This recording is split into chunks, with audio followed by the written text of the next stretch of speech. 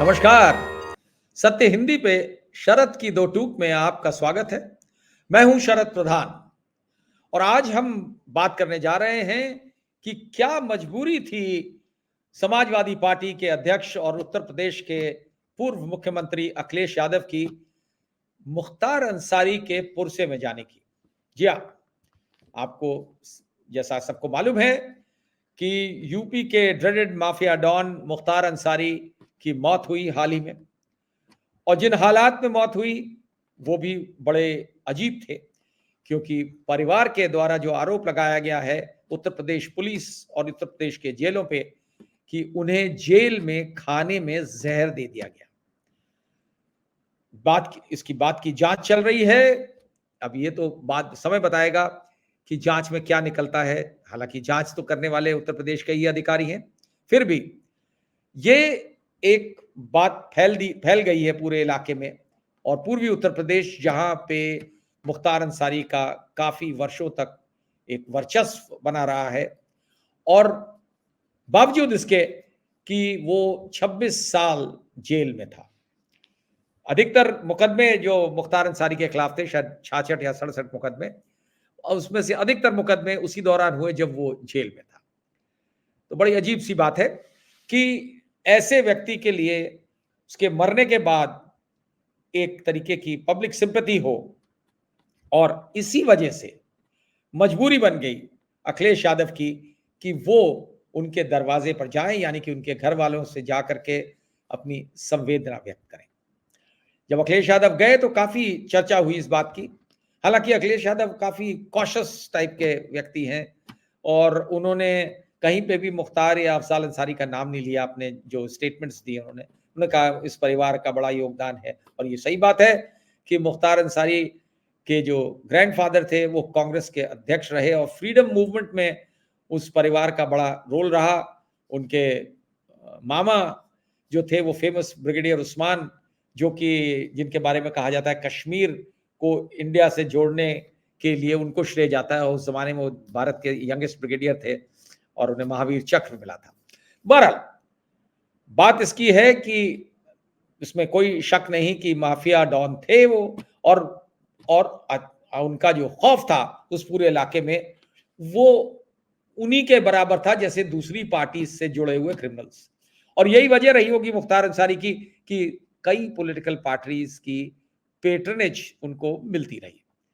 ये एक दस्तूर है उत्तर प्रदेश में कि जितने माफिया डॉन होते हैं उन सबको अपने अपने इलाके में, क्योंकि उनका वर्चस्व होता है, उनके नाम पे वोट मिलता है, तो हर पॉलिटिकल पार्टी उन्हें संरक्षण देती है।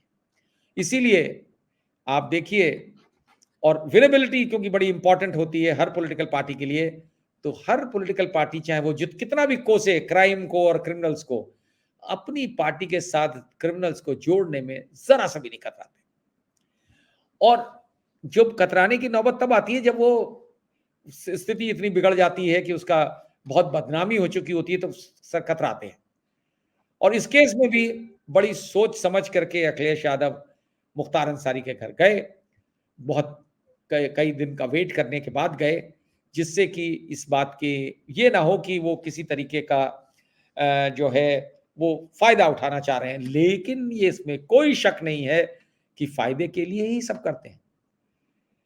मुख्तार अंसारी का जिस तरीके का पूरा वर्षों तक वो चला है, एक तरीके का जो खौफ, और खौफ के जरिए से तमाम कॉन्ट्रैक्ट्स मिलते थे उन्हें उस इलाके में, और कॉन्ट्रैक्ट्स के जरिए से पैसा, जो कि एक रूटीन प्रैक्टिस है खासतौर से ईस्टर्न यूपी में, जहां तरह तरह के क्रिमिनल्स हैं दूसरी पार्टीज के भी, और उनको पॉलिटिकल पार्टी संरक्षण देने में कोई गुरेज नहीं करती। चाहे वो समाजवादी पार्टी हो, चाहे वो बहुजन समाज पार्टी हो, चाहे भारतीय जनता पार्टी हो, और किसी जमाने में कांग्रेस, क्योंकि कांग्रेस को ही श्रेय जाता है क्रिमिनलाइजेशन ऑफ पॉलिटिक्स का, शुरुआत वहीं से हुई थी। तब कांग्रेस राज में, तो जो भी राज करता है वो यही करता है। आप जानते हैं कि इसी पूर्वी उत्तर प्रदेश में एक और बड़ा खतरनाक नाम है ब्रिजभूषण शरण सिंह का, जो सालों से उस गोडा के मेंबर पार्लियामेंट हैं, आजकल कैसरगंज से हैं। और भारतीय जनता पार्टी के मेंबर हैं, भारतीय जनता पार्टी के नेता हैं, और बावजूद इसके कि उनका नाम बहुत ही घिनौने अपराध में आया, लेकिन भारतीय जनता पार्टी ने छू तक नहीं करी, ना प्रधानमंत्री ने, ना होम मिनिस्टर ने, ना किसी और ने। और उनके खिलाफ जो आरोप था, जो आरोप सिद्ध भी हो गया चार्जशीट में, दिल्ली पुलिस ने जब इन्वेस्टिगेशन किया कि as wrestling federation of India के प्रेसिडेंट उन्होंने जिस तरीके का सलूक किया भारतीय महिला कुश्तीबाजों के साथ, वैसी कुश्तीबाज जिन्होंने ओलंपिक तक में मेडल्स हासिल करे, उनके साथ मोलेस्टेशन किया।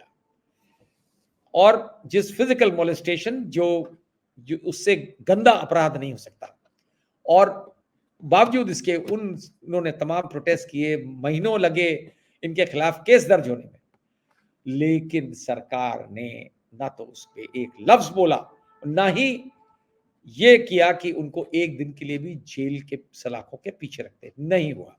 जबकि और किसी पार्टी का होता तो उसके साथ बहुत कुछ हो चुका होता, कार्रवाई, बुलडोजर भी चल जाते, लेकिन उसके खिलाफ नहीं हुआ। तो ये हकीकत है यहां की स्थिति की, राजनीति की। मायावती के टाइम में जरूर एक बार ऐसा हुआ था, एक अनयूजुअल, कि उन्हीं के पार्टी के एमपी जिनको उन्होंने देख लिया था एक टीवी की क्लिप में, वो किसी के साथ गुंडागर्दी कर रहे थे, मारपीट कर रहे थे किसी गरीब इंसान के साथ जमीन हड़पने के चक्कर में। वो मायावती को इत्तेफाक से दिख गया तो उन्होंने उसको घर बुलवा करके अरेस्ट करवा दिया। वो एक बड़ी ही अनयूजुअल बात हुई थी और उसको बड़ा सराहा गया था कि भाई एक मुख्यमंत्री ने अपनी ही पार्टी के एमपी को अरेस्ट करवा दिया।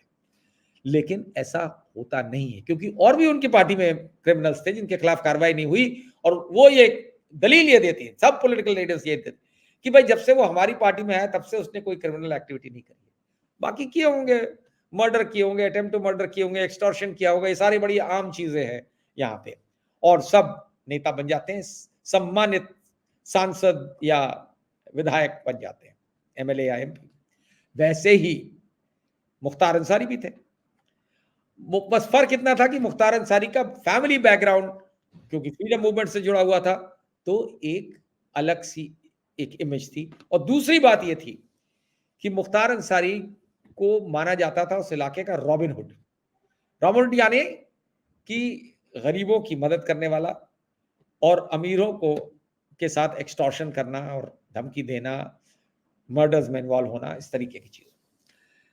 यही सिलसिला इनके साथ चला आ रहा था, और इस वजह से ये रॉबिन हुड इमेज की वजह से पॉपुलैरिटी बहुत थी।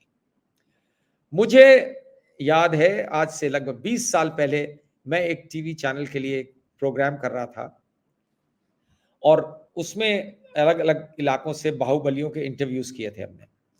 तो ईस्टर्न यूपी से जाहिर है मुख्तार अंसारी, और उनके उस जमाने में ये उनको पुलिस ढूंढ रही थी, और ये अपने घर में थे। वहां मैं गया तो ये चारों तरफ इनके बंदूकची बैठे हुए थे।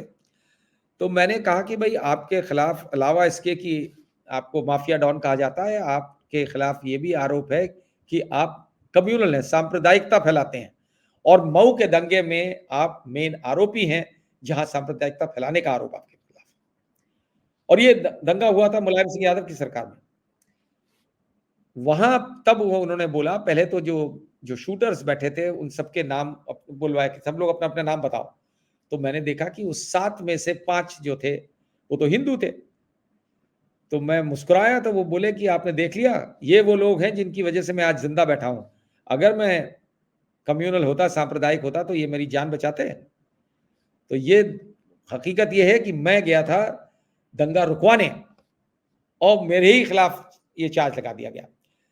तो उस टाइम तो हमने बात पे यकीन नहीं किया, लेकिन आज की डेट में उनके मरने के बाद जब वहां की जो स्थिति देखी, जिस तरीके का हुजूम उमड़ा मुख्तार के जनाजे में, और उसमें बहुत बड़ी तादाद में हिंदूज भी पहुंचे, तो ये बात पे इस पे यकीन भी होने लगा। और तमाम वीडियो क्लिप्स आई जिनमें वहां के लोकल लोगों ने ये भी बोला कि अरे साहब, यहाँ तो हमारे वहां तो उन्होंने मंदिर बनवाया था, और हमारे वो हिंदू मुसलमान नहीं करते थे, कोई पहुंच जाए, नीडी आदमी, गरीब आदमी, लड़की की शादी है, घर में कोई मर गया है, पैसा नहीं है, तो वो हर एक की मदद करता था। इस तरीके की बातें सुनने में जब आई, तो मुझे लगा जो 20 साल पहले उस शख्स ने कहा था शायद वो सही रहा होगा। लेकिन क्राइम तो क्राइम है और क्रिमिनल तो क्रिमिनल है।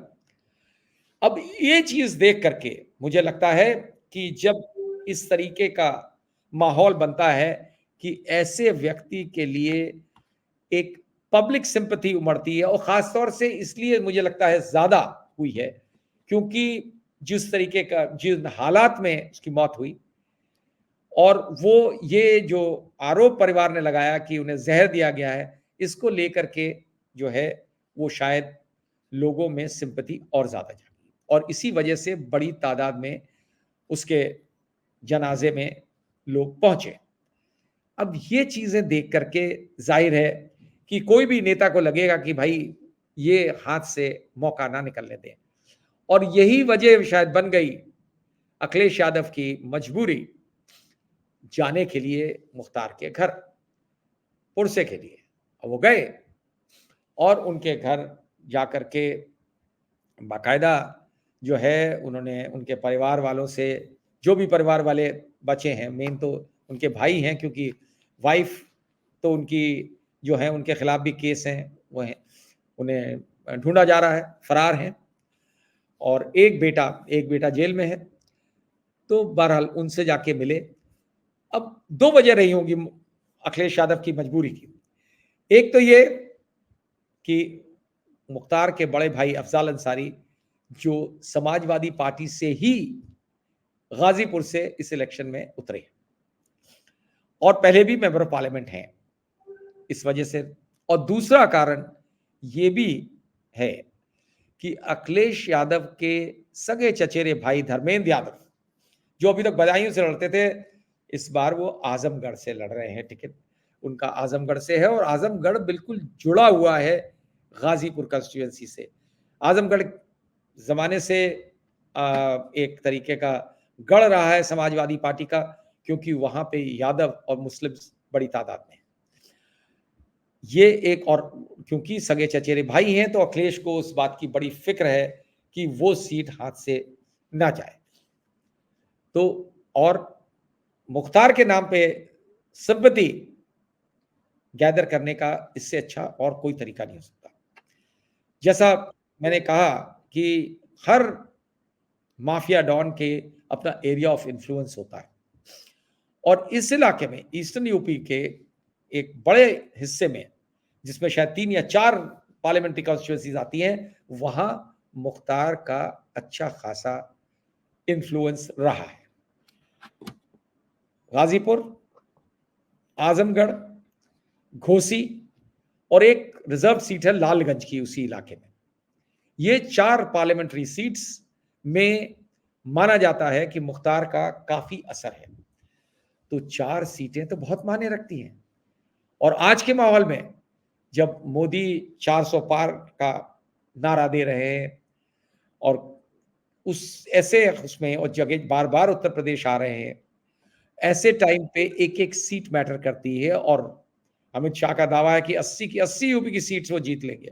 तो ऐसे टाइम पे अखिलेश यादव का मुख्तार के यहाँ जाना लाजमी था, क्योंकि 4 सीटों का सवाल है, और 4 में से देखिए अफजाल अंसारी का तो कोई लोगों को लगता है कि भाई उनके साथ तो पूरी पब्लिक सिंपैथी वैसे भी है, लेकिन धर्मेंद्र यादव हो या जो बाकी 2 सीटें वहां पे समाजवादी पार्टी के कैंडिडेट्स हो, तो उन पे असर पड़ेगा।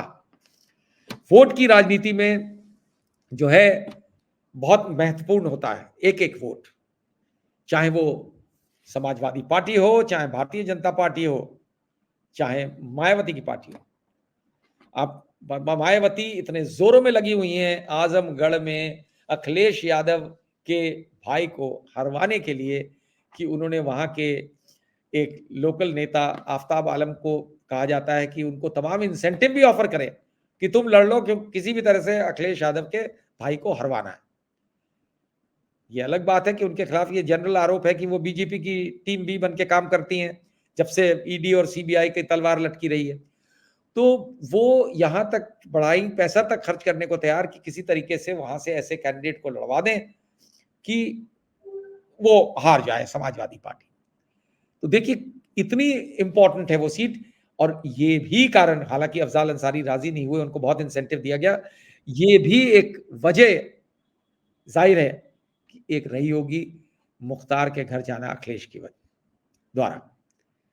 और ये जितनी सीटें हैं, इसी तरीके से हमने देखा है कि इसी डर से कि बृजभूषण शरण सिंह का भी असर 2 या 3 पार्लियामेंट्री सीट्स पे है, क्योंकि उनका भी वैसे ही जलवा है, उनके खिलाफ भी बहुत सारे केसेस रहे हैं, लेकिन वो बहुत बड़े, उनके साथ तमाम स्कूल कॉलेजेस भी चलाते हैं और तमाम क्रिमिनल एक्टिविटी में इन्वॉल्व रहे हैं।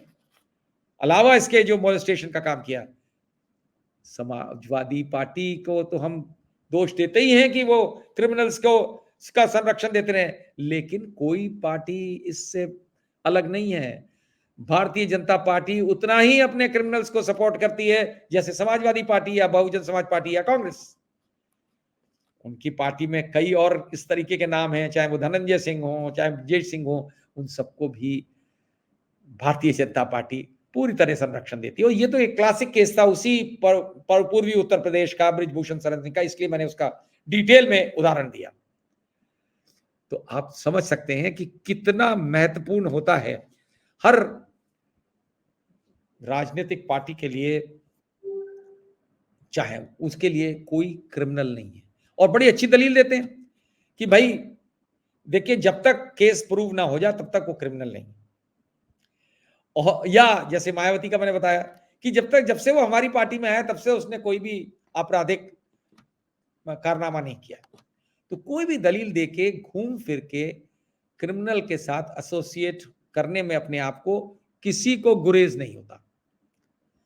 यही मान करके जो है अखिलेश यादव जो हैं खुलेआम जाकर के उनके यहाँ गए, और इस उम्मीद में, क्योंकि इससे पहले अखिलेश यादव का जो रवैया रहा है, कुछ लोगों को इस बात का एतराज रहा है कि उन्होंने आजम खान के साथ उस तरीके से वो सामने नहीं आया, जबकि आजम खान कोई क्रिमिनल नहीं थे, लेकिन उनके खिलाफ 82 मुकदमे दर्ज किए गए थे योगी सरकार में। फिर भी अब इलेक्शन का टाइम आया तो उनके घर भी गए थे, उनसे भी जेल मिलने गए थे। तो इसलिए उनका जाना मुख्तार अंसारी के यहाँ एक राजनीतिक मजबूरी थी, और इस उम्मीद से कि उनके वोट में इससे इजाफा होगा। और वोट के लिए राजनेता कुछ भी करता है, चाहे वो अखिलेश यादव हो, चाहे वो नरेंद्र मोदी हो, चाहे वो मायावती।